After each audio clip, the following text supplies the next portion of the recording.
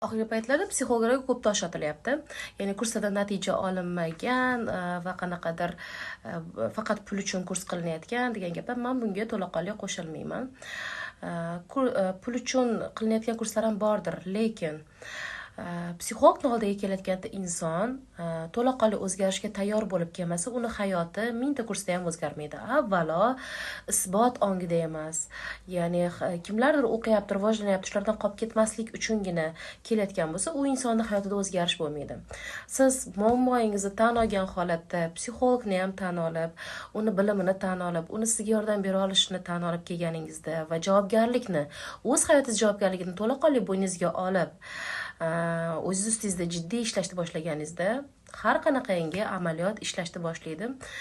Mani o'zimda misol uchun shaxsan ishlagan, o'zimda ishlagan narsalarni o'zim orqali beraman va qimmatli fishkalarni men prof kursimda taqdim qilaman.